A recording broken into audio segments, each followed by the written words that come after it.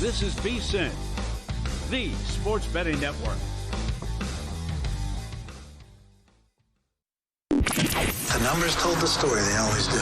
It's one of those idiots who believe in analytics. This is a numbers game with Gil Alexander on VSiN. Good Monday morning to you. It is a numbers game at VSiN, the sports betting network, VSiN.com, Game Plus, iHeartRadio, YouTube TV, Sirius XM channel 158. However you take it to we appreciate it. Gil Alexander, Kelly Bidlin in the house on this Monday morning. Good morning, sir. Good morning. How we doing? Good. How was your weekend? Great, man. Fantastic weekend in Vegas. Matthew Fitzpatrick hit for you? Yes, he did. Got one home after last week. What was the number on Matthew Fitzpatrick? 14-1 and then a little over 15 at Kalshi. Are we going Matthew or Matt, by the way? That's a great question. Okay. I usually go Matt Fitzpatrick. Either way it cashes for yeah, you. either way it cashes, yeah. I haven't been able to ask him, though, which he prefers. Yeah. What was that number again? I'm sorry? Plus 1560 at Kalshi and 14-1 in town. Oh, slipped in a little Kalshi bet there before the old two-week shutdown. Huh? I had a lot on Kalshi this weekend. You and Danny freaked the hell out of me with those texts on Friday. Oh, I didn't send them. I know. Because you know my attitude. It's like, good luck, Nevada. I was running around doing errands, and I'm like, oh, boy, I got a lot of golf bets on there. Good luck, Nevada. But that's a whole other subject. Yeah, I guess quick update on there. You can't make bets. Any of your bets that you still have, you can get money out. Yeah, it's just a 2 which is the way it should. It's a 2-week tantrum window. Yeah, what I call it. Yeah, they threw a well tantrum. said. 2-week stave off here. This show brought to you by Profit X, the tournament. We will get all into it here momentarily. Hope you're still alive and your survivor and your brackets, all that. Greg Peterson will join us later this hour for a couple segments, give all of his thoughts on the weekend that was, and of course, the Sweet 16 spreads already. What has he played? What is he looking at? What does he not like? We'll get into that with Greg. Also, Wes Reynolds will join us later. We'll talk March Madness with him as well. And, of course, Adam Burke, our standard Monday guest as well. We'll talk March Madness and maybe a little baseball with him as well. How's your survivor? You alive? I got one left, Gil. I got one left, too. I got one left. I got good news and I got bad news. Good news is I'm alive. Bad news is I probably got no shot at winning this. Oh, you don't have a good path one left? No, because this gets back to let's harken back to last week, and all through the college basketball season. Never harken forward. You know? You don't harken forward. We still don't harken forward. No, can't harken that way. What was I saying all this time was we're going to have a tournament where the upsets are going to be few and far between, right? And so the result I said was for upset rewarded brackets and for Survivor. Your ability to win is going to be so targeted to the few upsets that happen, right? You're going to have to pick them off because there's going to be so few opportunities for that to go down. Now, after Thursday, right, it was funny driving in here Friday morning and hearing everybody's overreaction on the one day, right? Because VCU one is an 11, Texas one is an 11, and High Point one is a 12, and everybody was like, oh, it's going to be way better than people thought it was. Yep. And when they said people, I sort of felt like it was a personal attack on me. And as I said Friday morning here on the show, I'm like, well, why don't we give it another day? And then after we give it another day, why don't we give it the weekend? And so in the end, right, with the 16 seeds that are available in the Sweet 16, we only have 4 seeds that are out of form, 1 in each region. In the South, let's start in the East. The only non 1 through 4 that's in, number 5 St. John's, right? It took down Kansas yesterday. In the South, the only non 1 through 4 that's in is number 9 Iowa, who upset number 1 seeded Florida in the South. In the West, the only non 1 through 4 that got through is number 11 Texas, from the first 4 to the Sweet 16. Everybody else to form in terms of seeding. And in the Mountain West, the only seed that got through that's not first 4 is number 6 Tennessee. Which took down number 3, the Wahoos of UVA yesterday. And by the way, I can't speak about Iowa maybe, but Texas and Tennessee are they're just good basketball teams, Gil. Yeah, these are not Cinderellas, right? Yeah. These are the University of Texas athletic program, yeah. Yeah, these are big time schools with big NIL money. And so, and by the way, and Will brought this up on the Should Have Been More podcast last night, which you're kind enough to have me on. If Iowa doesn't beat Florida yesterday, oh my God, is everybody talking this way this morning, right? That sort of gloss, covered this up a little bit. Yes, it does. Right? Yes, it will. It has and it will. Over the conversation over the next couple days. Yep. Yeah. If that doesn't happen, if Florida wins, if that 3-point shot, first of all, if they defend it better, or secondly, it doesn't go in, and Florida wins, then it's like it's 3 schools, and none of whom, right, Tennessee, Texas, and St. John's would be the only 3 non-top 4 seeds to get in. Then you have a tournament basically devoid of anything. And Iowa, by the way, obviously is a top 4 conference school too. So it's not like they're wearing the crown of Cinderella either. By the way, I don't know if you know this. Back in the day, they wore the crown when they Cinderella. No. Yes, okay. yeah. Yeah. So anyway, you get the idea. So tiara. it's exactly what we thought it was. But my Survivor, getting back to that, is, it's the one where I don't have now. Because let's get back to what I was saying last week, which is you have to be able to pinpoint those in upset-minded brackets or in Survivor, the upsets early. Pardon me, which I did. But because I had to use a mulligan on this one, right? What do I have left to advance past the people in front of me? Yeah. And that's the point of what I'm talking about. There is no chance, right? In other words, the upset-minded pools and the Survivor pools are now happening to you as opposed to you actually happening to it.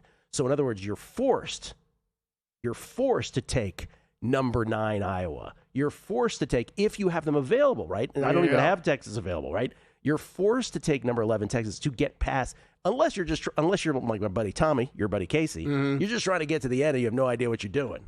Yeah, no, I'm with you. This was a pretty, unfortunately, the Iowa, I think it's going to be relatively easy. Actually, I don't even know which day, but Thursday. Yeah, Thursday, Iowa. But I think it's probably where I'm going. But the upshot of it is it takes the fun out, but because there's no Cinderellas in the actual tournament, right. It almost rips most of the fun out of lengthy, even if you're still alive, participating in those pools. I hope people understand that. It's as fun as it is. It's like oh well, I got to take this. No, totally, because you're trying to game it one way, and it's when you're getting to this point. I don't know if maybe you can get a tight shot of Gil's face. I don't know how proud. I don't know if it's going to be a look of pride or disgust that I'm about to.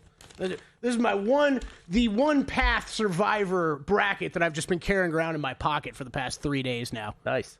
I'm very proud kind of of weird, you. right? I'm very proud of you. Yeah, but I had to keep them organized, and you can't get readily updated brackets. You know what I mean? See, for the Survivor Pass, especially when you're doing multiple and different ones, you need to be writing them all down. Yeah. So there's a lot of marker. Congratulations to all who are looking good in either their bracket or their Survivor pool. By the way, just in terms of conference representation, pre-tournament, talking 68 teams. Kelly, the 4 top conferences, right? The 4 power conferences at the top. A record 35 of 68 it was in that. We're actually showing 64, I believe. No, this is 68 we're talking. A record 35 before the play-ins came from the Big 4 conferences, SEC, Big 10, ACC, and Big 12. Never before had there been 35. And that has, the Allen Bostons of the world up in arms that so many would come from those Big 4. Well, of the remaining 16, remember 35 of 68 were from the Big 4. 14 of 16 now. 14 of 16 are from those 4 conferences. So It's wild. Yeah, it's that's what it is now. It's did I get it right? 14 because ACC gets 1. So Duke is the only ACC team remaining. The Big East is not considered one of the Big 4 here, right? So it's St. John's and UConn from the Big East. But you've got going upwards, right? You got 3 from the Big 12 still alive, 4 in the SEC, and 6 in the Big 10.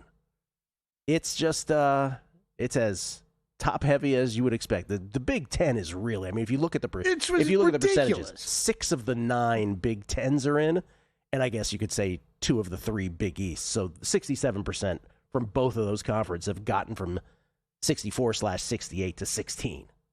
You and I have always been very nice to these leagues and everything when it comes to scheduling. How, we've talked about how great the NCAA tournament is, except for we pointed out how the lulls on Saturday and Sunday were going to happen and they were going to suck, and they did. I'm kind of laughing at the idea that they don't have, Thursday and Friday are set up so well, right, timing-wise with games. But they don't have a Houston Texans slot to bury Iowa, Nebraska. There's no 9 a.m. tip time or anything for us out here. I hope we talked about the round of 32 Saturday and Sunday, how the scheduling just sucks yesterday and the day before. No, it's brutal. 2 games are played before 5:10 Eastern. It's brutal. We went through all that. By the way, the ACC teams that got knocked out, 1 of 8 ACC teams, right? The other way around, not the opposite of the Big Ten, and UVA, Miami, Carolina, NC State, Clemson, Louisville, and SMU. Yeah, not a good look. No. Straight up record, 39-9 so far. Favorites 27-19-2, and the total's pretty much a coin flip at this point. So the what's the other side of having very few upsets? Man, these Sweet 16 matchups are nice. Mm-hmm. Washington D.C. gets the best of the bunch, I would think, out in the East, where you have Duke and St. John's and Michigan State and UConn as your 2 games. That's outstanding. But just great games. The one spread, and I'll just sort of throw this out as my one bet that I've made so far. And this is probably pretty popular, but Will had me on very free. We were just going through the spreads as they came out. St. John's plus all those points against Duke, I think, is going to be the most popular, and I am with everybody on this. I don't feel like the Johnnies don't feel to me like a team that is particularly blowoutable at this moment with that defense. Of course, Duke can turn that around real quick come Thursday, Friday night when they play out in D.C. for the Eastern Regional Semis in the Sweet 16. But St. John's plus the 7 is the first place I went. I think that checks out. The first thought I had was under on that game, just not trusting what I'm seeing from St. John's offense, and then Duke struggling. And I just made a bet, actually. Houston I laid 2.5 with because steam chasing again, Gil. We're out to 3.5 on Man Houston. loves to chase some steam. Yep. We'll update the formula. We'll update the VSiN Bracket Challenge on the other side, and more. Numbers Game, VSiN, the Sports Betting Network. Before you bet a single pitch this season, go to VSiN.com/MLB for complete betting previews of all 30 teams, all in one place. VSiN managing editor Adam Burke breaks down the numbers, advanced metrics, projections, and the angles the market might miss. Former big leaguer Jensen Lewis adds the player's perspective, clubhouse chemistry, adjustments, and what really translates over 162 games. Everything you need before opening day. Go to VSiN.com/MLB and join us on the Sports Betting Network. This is VSiN, a network of sports betting analysts, writers, hosts, and handicappers, all here to help you become a more confident bettor. We broadcast live every day from Las Vegas, the sports betting capital of the world, and from studios across the country, giving you insight from every angle of the action. Take VSiN with you wherever you go with the VSiN Watch app, or catch us on streaming platforms and regional sports networks. You can also listen live on SiriusXM Channel 158 and on radio stations nationwide. Check out VSiN.com as well for betting tools, exclusive betting splits, AI-powered player prop projections from Opta, pro picks for every game, plus in-depth betting guides and articles built to give you an edge. From sharp betting analysis and daily best bets to insider interviews and expert breakdowns, VSiN is your trusted source for everything happening in the world of sports betting. See everything we have to offer at VSiN.com and become part of the Sports Betting Network. Coming up on the next edition of Follow the Money, the Sweet 16 is set. We'll recap a wild weekend and grade all the props and everything that transpired over the weekend. Dallin Cuff joins the show. We look forward to the Sweet 16 and recap everything from the second round, Final Four, title game futures, plus NBA card. The Lakers, can they stay red hot? Follow the Money, 4 to 7 Eastern on VSiN, the Sports Betting Network, SiriusXM Channel 158. Check out the website for all the betting tools and analysis.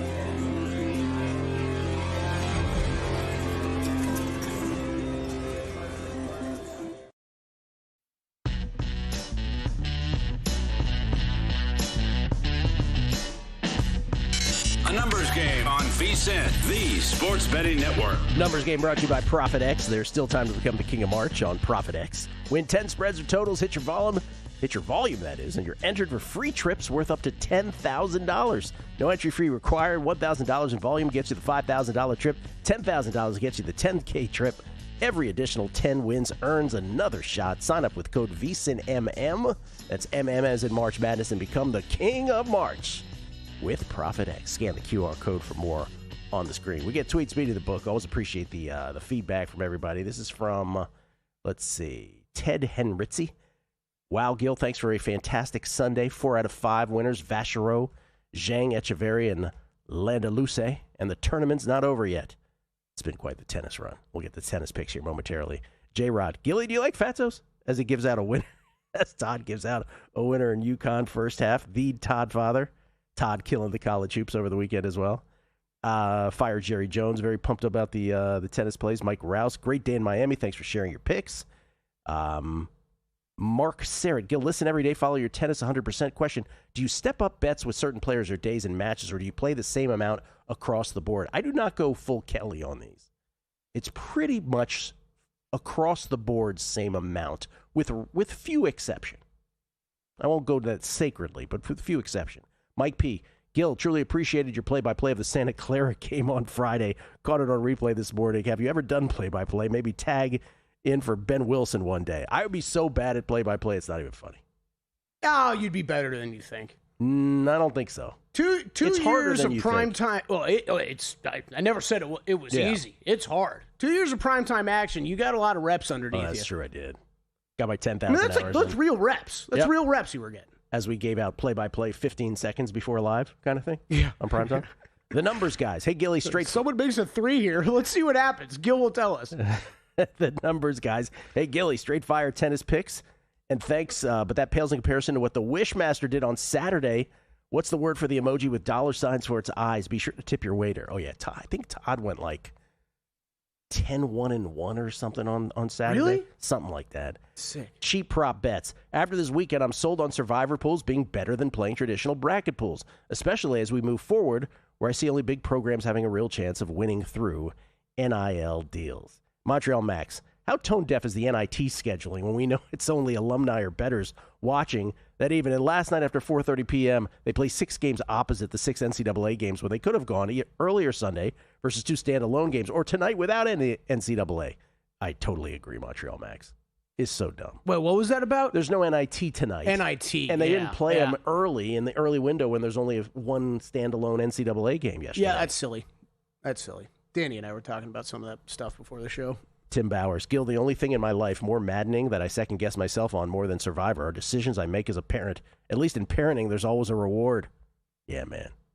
And Charles in Connecticut, Survivor, I'm in 20th place, 2,000 entries, but 7 points back in the tiebreaker. Like you said, I have to take the remaining higher seed teams now, or do I? Aren't most entries ahead of me also trying to gain ground with Iowa, Texas? Why not play the top entries to lose? Well, Charles, you're close enough to the top where you don't have to do that. Right. I am in like the hundreds somewhere, so I would have to do that. By the way, speaking of tennis, it's a 12-4 run now, plus 10.45 units over the last stretch. Is that just Miami? This is just Miami, the most fakakta tournament going, where it's been rained out twice pretty much. We're sort of killing it. Yesterday, a plus 205 dog on Martin Landaluce. Some big dogs earlier, the day before as well. Today, 3 plays. 1 on the men's side, 2 on the ladies' side. On the men's side, want a shot at this one, Kelly? Ooh. Quentin Hallis. Well, that's right. That's how the American should say it. Quentin Hallis. Wait, are you serious? Well, he's French. But Quentin Hallis is how you'll be able to find it. Totally thought that was going to be an American. I was getting ready for Camille. You want a shot? Yeah. Camille Marchuk. That's close. Camille Mychuk.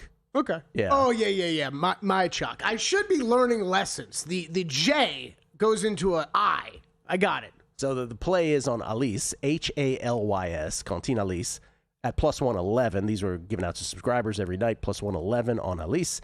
And on the ladies' side, by the way, I think the Alice serve will be the difference in that game, in that match. And then on the ladies' side, Haley Baptiste, DC's own. Haley Baptiste at minus 106 versus Yelena Ostapenko. That hamburger was the only reason we didn't have a 5-0 sweep yesterday. She took down the adorable Jasmine Paolini. But I like Baptiste is playing the best tennis of her career, and she is Elena Ostapenko is a big hitter, and Haley Baptiste can hit right back at her. And that's what's going to happen today, I believe. So Baptiste is the play there. And then the big one today is Sorana Cirstea, the veteran, plus 164 versus Coco Gauff. Cirstea, in her last year of playing tennis, she's going to retire. Hopefully not Danielle Collins style, where she hangs around for a while. But Cirstea is playing the best tennis of her career. She saved the best for last. Plus 164 versus Coco Gauff, all those based on tennis data. So Alice on the men's side, Baptiste and Cirstea, on the ladies' side. Those are the three plays today. First of all, that might have been my favorite ever. Kelly pronounces the tennis names because I really thought I had it easy. Quentin set up, and just way wrong country. And I will be on Cirstea. Is this fair to say? I feel like she has been a player you have been pretty high on this season so far, going against Coco Gauff, who I feel like have been fading for about 9 months straight. Correct. Too much success. Yes. I would definitely be on that one with you, my friend. And Cirstea's got better hardcourt numbers than Gauff does at this point.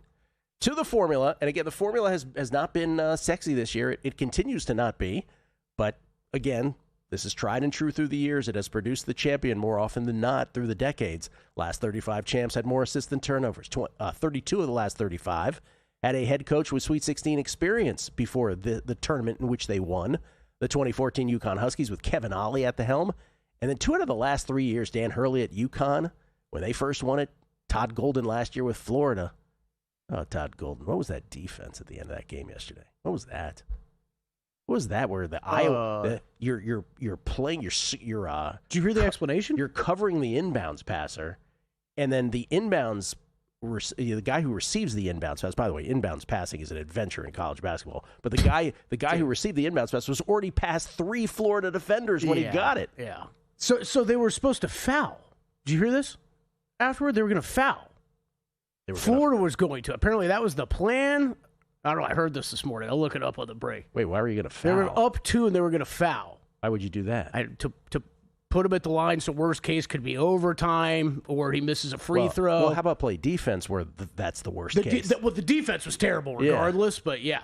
29 of the last 30 champs went into the tournament with at least 3 wins versus teams in the top 10% of RPI. That's how long we've been doing it. 2014 UConn Huskies the exception. Last 30 champs, top 75 strength of schedule. And then the KenPom criteria, 22 of the last 23, top 20 adjusted offensive efficiency at KenPom. 2014 UConn Huskies, the one stark exception. They were 39th in adjusted offense when they won it all. The Shabazz Napier-led UConn Huskies of that year. And then 22 of the last 23 champs were in the top 20 in adjusted defensive efficiency. The 2021 Baylor Bears just outside on that one. So it's been, Danny Higgins and I, when Kelly was out one day, we did the first iteration of this, and there were 7 teams that qualified. And since then, it's been the same 5. Duke, Arizona, Michigan, Florida, and Houston. Well, we lose Florida. Florida's gone. So it's got to come from Duke, Arizona, Michigan, or Houston. Here's the graphic. These were the teams on the outside looking in. The red line through them knocks them out as well. So when Danny and I first did it, Iowa State was one of the qualifiers. And since then, they were just on the outside looking in. Well, if you want to do the pre-flop, post-flop analysis of the formula, you have Duke, Arizona, Michigan, and Houston that are still qualified from every single one of these. And then Iowa State now is back into the qualifiers from a post-flop perspective once the tournament started. So Iowa State, who was part of this the first time Danny and I did it, they are back in qualifying mode. Remember, only 16 teams left. The champion will come from one of these 4/5, according to the formula. So there's that. Not real sexy, but that's the thing this year. There's nobody else on the outside looking in, because I know what we've had to deal with the past couple years, right? We've had maybe one team move in where they become the Sweet 16 qualifier gets checked at this point. Yeah, people are fixated on, they get qualified during the tournament. Well, we've had some that got disqualified during the tournament as well, that too, right? Yeah. I kind of like that stuff, though. I like keeping track of that. To answer your question, though, the closest team to qualifying that's on the outside is they're Illinois and Michigan State. Okay. Illinois and Michigan State. Illinois, I'll take off the glasses Cronkite style here. Illinois is 24th adjusted D. Michigan State's 22nd adjusted offense. Everybody else kind of like super duper outside. Yeah, Todd Golden postgame, quote, disappointing result for us tonight, says the Gators did a poor job executing late. Plan was to foul, and Sturts got away from the press. So they were going to send the line up. I don't understand that at all. I just try to go super analytics here. That isn't super. You're up 2. I know. They were. I mean, the argument is you can't see. That's a great example of the anti-analytics crowd kind of being right about something. Like, what are you doing? Why are you fouling there? There's part of me that likes it, but I would have liked to have seen it play. Now that you know the results, you like it.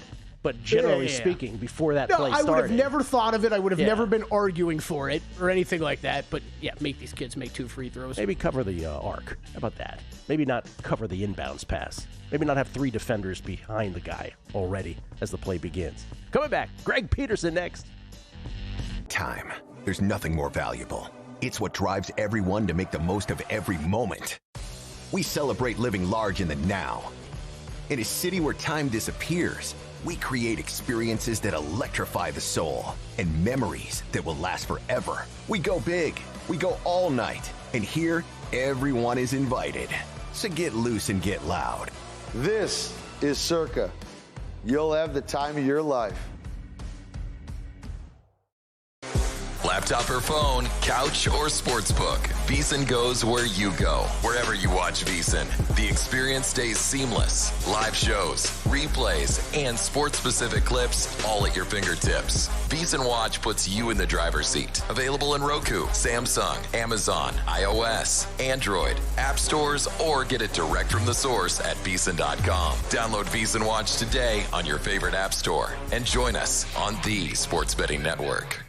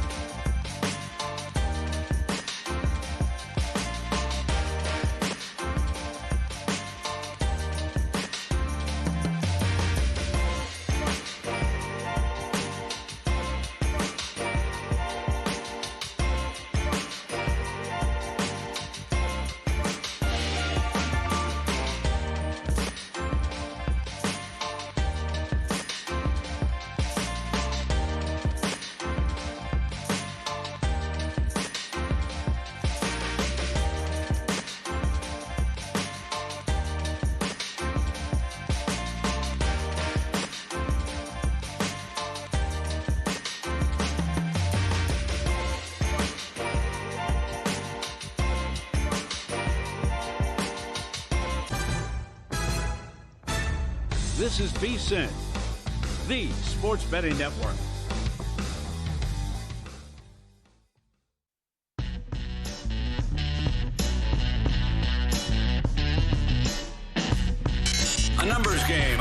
VSiN, the Sports Betting Network. Brackets are for everyone. This is for bettors. The VSiN March Betting Challenge still going, and it's not too late to get in on the action. We're down to the Sweet 16 in this round. You have to make 5 picks, spreads or totals. There's still plenty of prizes still on the line, including $2,000 for the overall champ. And if you have a free Edge Boost account, every prize doubles. Head to VSiN.com/contest and get your picks in now. At VSiN, every show did their own entry into the VSiN Bracket Challenge. Total sides, that's it, full game.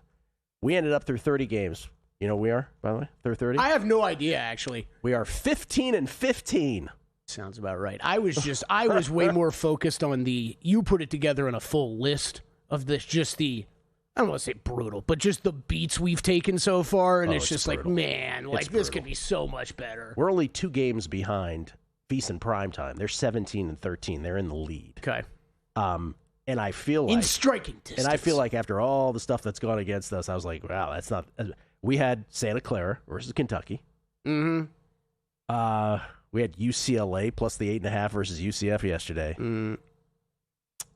St. John's versus Kansas.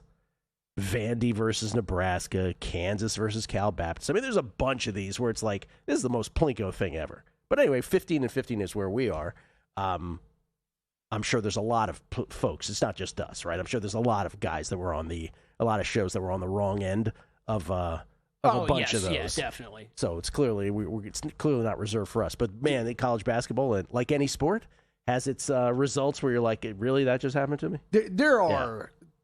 That shot at the end of the Vanderbilt game. Oh, halfway down. That one's going to take me a while to move on from. Like, that every time. I mean, I good on coach at the coaches. I know Nebraska coaches saying this too, of just like, that's it. Every time you see that shot, it's in. It was on line, hit almost exactly where you wanted to. You're talking about a half inch, man. Well, that had the massive survivor implications for me. So before that, through 2 games, I had 18 points, 11-7 seeds.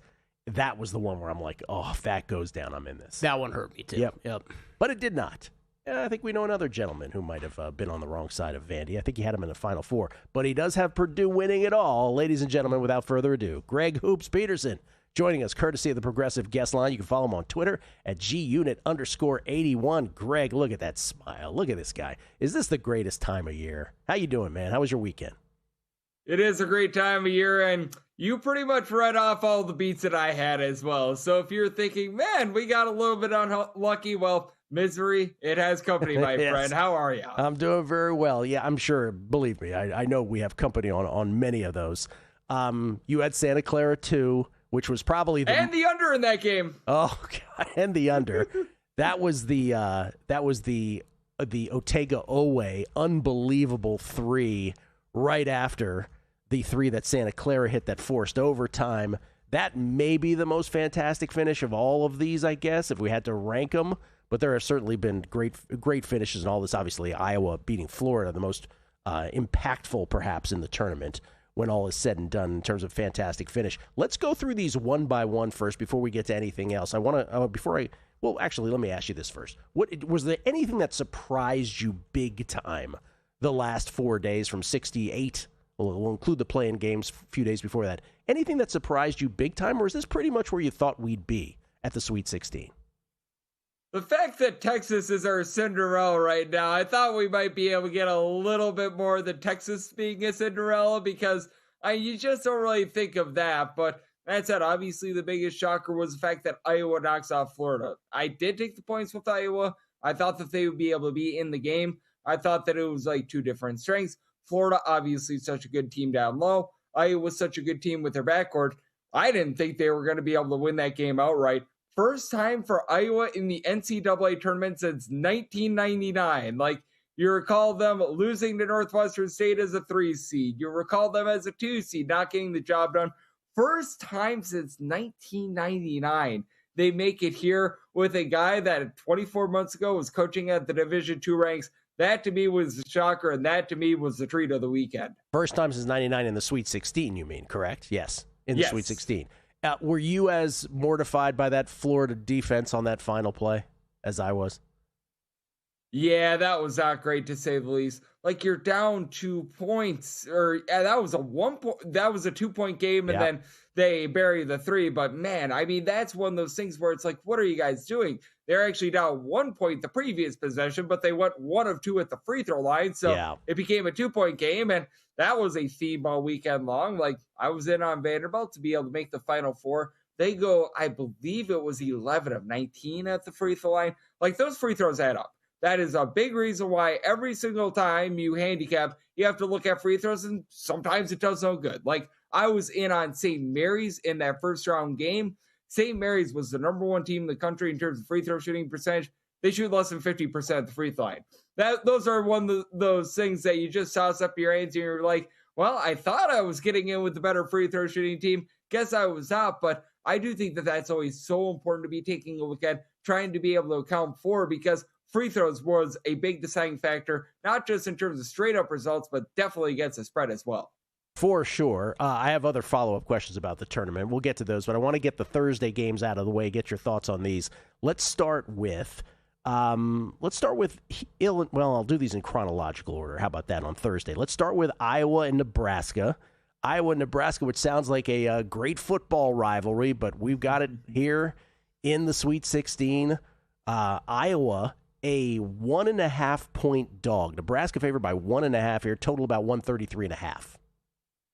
I would be willing to lay the 1.5 with Nebraska, mainly because with Nebraska, they pretty much just dare you to shoot from 3. They're a top 25 team in terms of percentage of their own field goal attempts that come from 3-point range, and a top 10 team in terms of opponents' field goal attempts that come from 3, but teams shoot less than 30% from 3 against them. I actually thought that Iowa was getting a good matchup against Florida because Florida does not shoot the 3 well at all. For Nebraska, they're much like Iowa, but I think that they just do it a little bit better than Iowa because you do have that dominant big man in Rick Mass who's able to give you 6+ rebounds per game. I really like the way that you've got the narrative of Price Sanford as well, the top scorer for Nebraska, who began his career over at Iowa. So there's going to be no love lost. And it's almost like, in my opinion, you're going to get a little bit of home court advantage for Nebraska as well because this game is being played out there in Houston. You know that with Nebraska winning their first and second ever NCAA tournament games, these guys are certainly going to be traveling. I think that Nebraska should be able to get the job done there. I'm willing to lay the 1.5.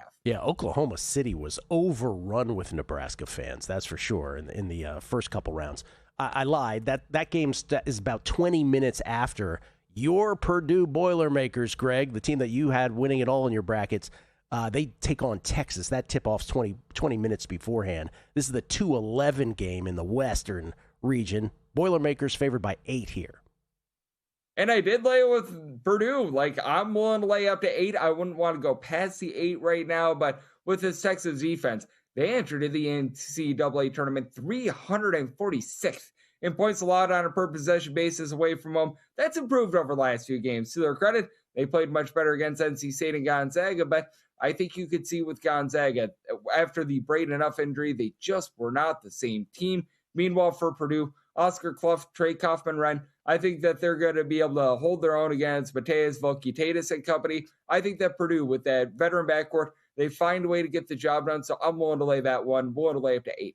Arkansas-Arizona is the 1-4 game out west. That's Thursday late night. Wildcats favored by 8.5. I had Florida winning it all in my bracket on the Megapod. I had them beating Arizona, so I guess Arizona's my team now. What do you think here? Yep, and Arizona, I did set as a 6.5-point favorite. I do like the points with Arkansas. Like, Acuff has been so incredible for this Arkansas team.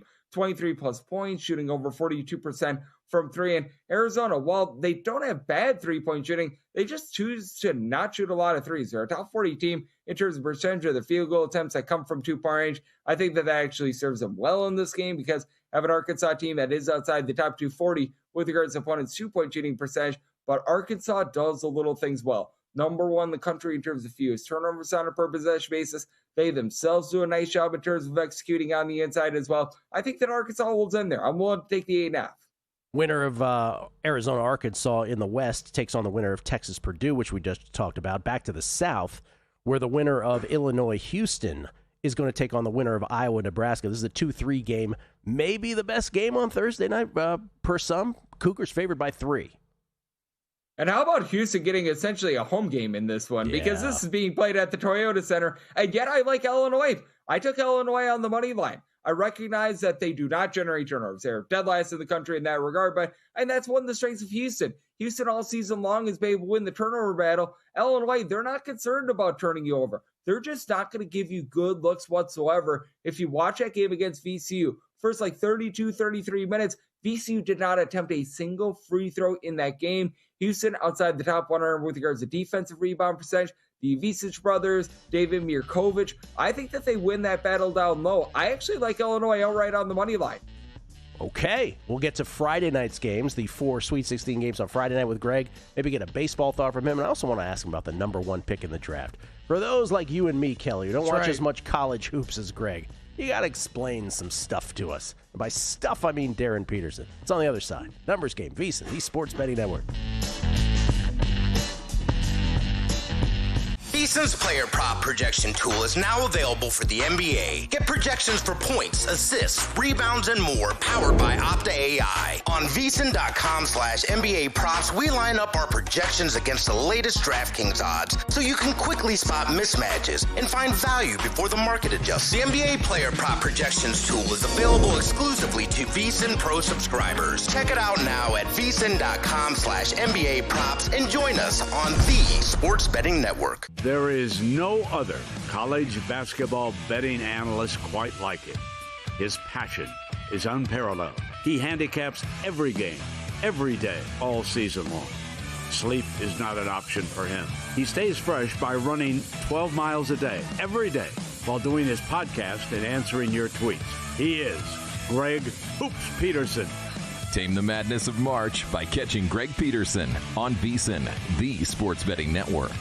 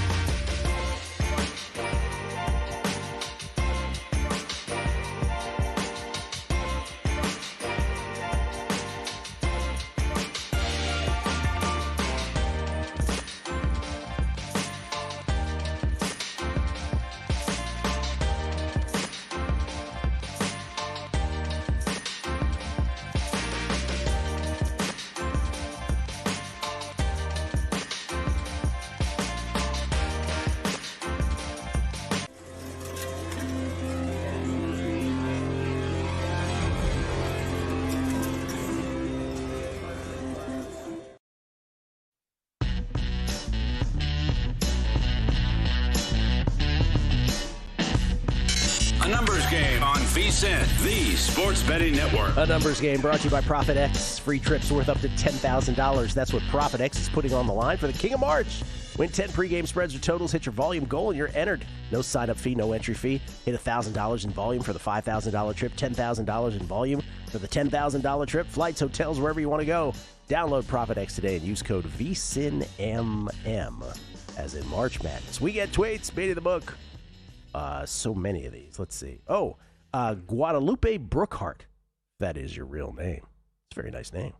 Guadalupe Brookhart. Mm-hmm. A long way to go, but feeling good about my position at the top in Survivor. Took Gil's advice on being aggressive, and it's paying off so far. Wow, he's got one.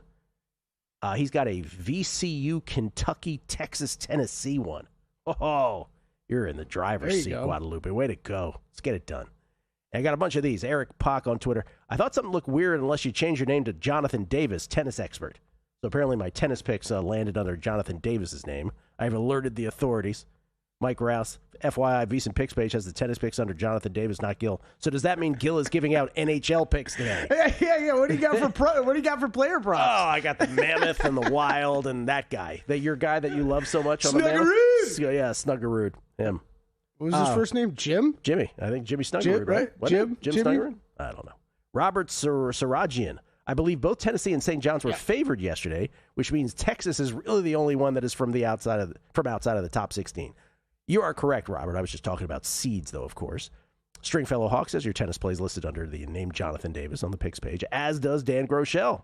He says, when did you change your name to Jonathan Davis? I thought it was weird that a hockey expert was dropping some tennis plays. Anyway, I'm in and hooked Baptiste at plus money on FanDuel. Let's make some money today, boys. Can all of you guys do me a favor and just tweet at Jonathan Davis? Good job with all the tennis picks. Yeah, by the way, if these lose, it's all Jonathan Davis's pick. And then Meltzer Like Seltzer says, if you're looking for Gil in October, there's a TLC Salt and Pepper and Vogue concert, apparently. Ooh. Yeah. K-Flow, just an FYI, the website is signed Jonathan Davis. Okay. Thank you, Jake K-Flow. K-Flow, it was great meeting you, too, by the way, the other day. We met. The great K-Flow was here. We saw so many people over the past 5 days. Yes. It was awesome. Thanks for stopping by the studio. I just saw people out. It was incredible. Yeah, sorry I bounced Friday on people because I had a flight I had to get to. Sorry about that. And Jared Weiss. You were on that plane before I even left this building on Friday. Bro, I got from here to You're a there. sick human being. I am a sick human being. Is it 10:45 you were on that plane? Yeah. Jared Weiss, reason number 1,000 I love watching. I love watching this show every day. You are keeping the legendary Yiddish slang term fakachta alive. Thank you. Thank you, Jared Weiss, for noticing. Greg Peterson, anything but fakachta, joins us once again to talk college hoops. Real quick before we get back to college hoops, just your thoughts on the Friday night games in the Sweet 16, Greg, courtesy of the Progressive guest line, by the way. Give us one big baseball take, because I know you do the baseball podcast as well. Absolutely, and that is going to be up and running for night number 1, so that's getting started in the next 48 or so hours, so be on the lookout there. I do a little bit of double duty for the last few days of the college basketball season, because by this time, the Sweet 16 games are already handicapped. As a way that I'll put it, the hay's in the barn when it comes to college basketball. You get the matchups, you have a good idea of all these teams, so then it gets into baseball hardcore mode, but the Chicago White Sox, they looked a little bit better towards the back half of the season last year. They have revamped the bullpen a little bit. I think that they might actually be relatively okay this year. I don't know if they're making the playoffs or not, but I mean, it has been a sad, desperate, sorry team the last few years. They finally have some, shall we say, younger guys coming up, and I actually think it's an addition by subtraction that they no longer have Luis Robert, because sometimes the stink, it just seeps into a player. He just was not doing anything for the Chicago White Sox last few seasons. I think giving other players an opportunity, mixing it up a little bit, I think that that's actually going to be good for a White Sox team that they've got some nice young pitching. They revamped the bullpen in the offseason. I think the White Sox might be able to win us some games this year. Okay, so Coast to Coast Hoops never stops. You keep going after college basketball season, and you just add on the baseball podcast. The baseball betting show, is it called? Baseball betting show. Every day that has had MLB games has had a podcast every day since the start of the 2019 season. All right, Greg. So like on Friday when I'm like stumbling around a casino, how many hours of podcasting are you doing on this Friday with college basketball for the weekend and baseball? Well, the baseball podcast will probably be about 90 or so minutes. We'll probably have an hour-long college basketball podcast. I'll do a few spots here on VSiN, so it'll be a nice, manageable, 3-4 hours or so. I do the editing myself. I put in the time markers, so it'll be fun. Man, Greg Peterson. And last question. Does the editing himself, too. Incredible. Like July 3rd, he's doing both podcasts. Yep. Darren Peterson. Is this really the number one pick in the draft? Should I be skeptical of this? Man, it's always very interesting because it's going to be depending upon the NBA draft combine, what they see in the medicals. And I think that that's a big thing because it feels like Darren Peterson wasn't playing at 100% towards back half of the season. If I'm a general manager and I have the number one pick, I am not taking Darren Peterson. Yeah. If you take a look at Kansas the last month of the season, it felt like they were worse offensively when Darren Peterson was playing 30-plus minutes than what he was giving those short bursts in these games, like against Oklahoma State, like he was against BYU. It honestly felt like that was the best form of Kansas. When he played 30-plus minutes, sure, he would go on some nice runs from time to time, but he would also take some really bad shots. He became like a Carmelo Anthony volume-style shooter, only he wasn't quite Carmelo Anthony. So that's not great, to say the least. Personally, I'd be looking at A.J. Devonson, number one overall. I would take Cameron Boozer over him. I think I would take Acuff over him at this point as well. So I don't think that Darren Peterson should be the number one overall pick. I know that there are some NBA GMs that feel a little bit differently, and that's ultimately what it comes down to because it matters what you do in college basketball. No ifs, ands, or buts about it, but we see a lot of guys that they draft based on anti-air quotes here potential, but I would not be taking Peterson number one.